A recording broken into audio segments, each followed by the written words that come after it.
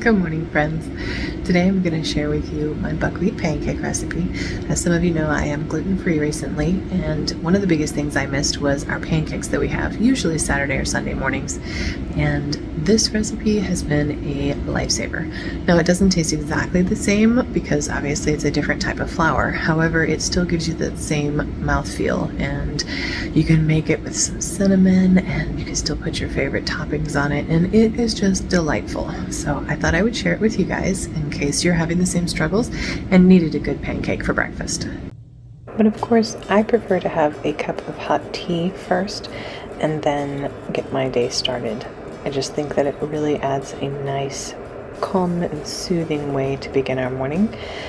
Unless, of course, your tea bag does this and it slowly, sneaks its way right on in. And no.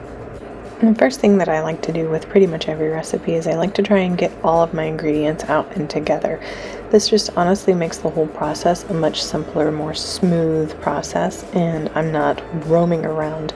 I'm very ADHD, and to not have it all together means that I'm going to have to go around and I'm going to get distracted 50 times, and that means my food's never going to get done. So getting it all together just helps me out and makes things so much easier that I just don't have to worry about it. Now, I don't know about you, but I had never heard of buckwheat until I was diagnosed with having some gluten problems. And I was very skeptical because it's called buckwheat. And I'm like, okay, well, if it's buckwheat, then it's probably got some kind of gluten in it. But I did a lot of research on it, and it turns out this is an ancient grain that's been around for thousands and thousands of years that people have used, and it is absolutely gluten-free. So after looking around for a little while, I found a good recipe that really works for my whole family. I can't do cinnamon in it all of the time because my daughter has some trouble with it, but when it's just for me, I like to put a lot of cinnamon in it because it's one of my favorite spices. So all I'm doing here is I'm just going ahead and measuring it all out, and I'm going to put it all in a bowl. And the recipe calls for doing it a certain way, and I honestly don't follow recipes that closely. So I mix mine all up ahead of time before I add my vinegar or my acid base to make it rise. And that way I can get all of the clumps out without completely deflating all of the bubbles. And it just really works nicely for me. This particular type of baking powder is one that I have found that is corn-free, and as I've mentioned before, my son has issues with corn, and so this is the brand that I have found that works very, very well, but it is absolutely corn-free, and it is still delicious. Doesn't have that bitterness that a lot of recipes, or excuse me, a lot of baking powders do add to your recipes. After our baking powder, the next thing that we're going to go ahead and add to this recipe is salt. And I do have a couple of recipe pages off to the side that I'm kind of following, and so we add our salt in. I do like to go ahead and still mix all of my dry ingredients ahead of time, and then I'll add my wet ingredients, honestly just because it's simpler and things don't get all weirdly clumpy.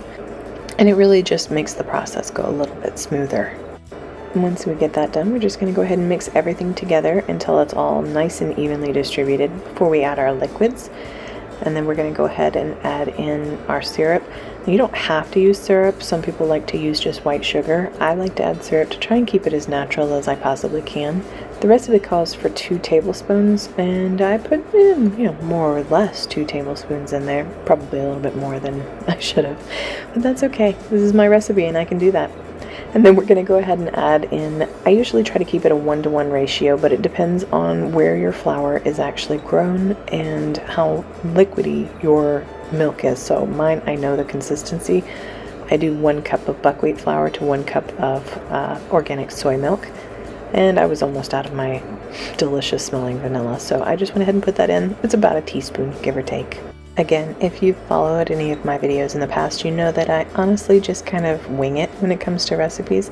I use them as guidelines, and they're wonderful guidelines, but I still like to kind of do it my own way. When you first start out mixing this together, it does not look like it's going to mix, so you just kind of have to keep at it and mix and mix and mix until you get it nice and smooth. The buckwheat flour does take a little bit more working than just regular wheat flour or whole wheat flour or anything like that. But once it actually does mix in, then it actually forms a very, very smooth dough. or excuse me, a really, really smooth batter. And it's actually really nice and delicious. My kids actually try and steal it from me on a regular basis when I am making it. They both fight over who gets to lick the spoon off, which is really awesome because with traditional batters, you can't really share the recipe until it's cooked because it's got eggs or other things in it that could be harmful. This recipe and a couple of the others that I use, they're great because, well, you can taste them as you please and you can adjust the flavoring and the seasoning and everything from there. And as you can see, this batter here actually takes a good bit more working to get it to a smooth consistency, or it just might be my OCD kicking in. I like my batter to be very, very smooth and silky. And once I get it to that consistency, then I'll be able to go ahead and add in the acid. In this case, I'm using apple cider vinegar. I also like my batter to be fairly thin, more crepe-like in consistency, but if you've worked with buckwheat at all, you'll notice that it does tend to thicken up considerably as it sits. And so I do allow this to rest about 5 to 10 minutes before I put it on my skillet after I've added in my acid. And then we're just going to go ahead and add in 2 teaspoons of apple cider vinegar. You could use lemon juice if you prefer. I like apple cider vinegar with the mother in it, but I really love that this recipe has the ability to put lemon juice or apple cider vinegar because some days you just don't have the vinegar on hand, or you do have one or the other. And I don't know if you can see it or not, but you see how the lighter portions of it, that's actually already getting the aeration from the chemical reaction of the baking powder and the apple cider vinegar. And so at this point you don't want to mix it too much. I try to make sure that I get it pretty consistent throughout, and then I let it rest. And see, it's already starting to thicken up a little bit. But I go ahead and I leave it at this point, and I'll let it sit for about 5 to 10 minutes while I'm actually going ahead and getting this all cleaned up and everything. And it's really nice to go ahead and get everything cleaned up and out of your way, so that way you have a nice clear space. And again, this helps with the ADD, and it just makes things go so much nicer. And here you're just going to make your pancake batter into pancakes the way that you would anything else. I like to use a 1/4 cup measuring cup because the great thing about these pancakes is when you're finished with them, you can make a double or triple batch, and then you can let them cool down on your counter and then stick them in the freezer, and you can use them as you would toaster pancakes, and they reheat beautifully.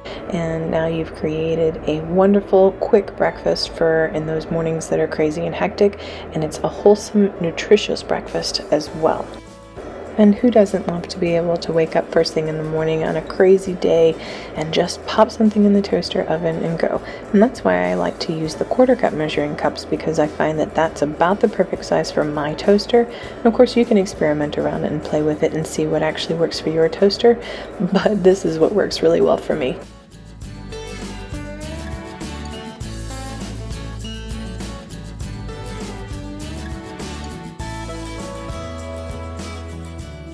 And if you're not going to freeze these right away, then go ahead and serve them up as you would any other types of pancakes. Oh snap!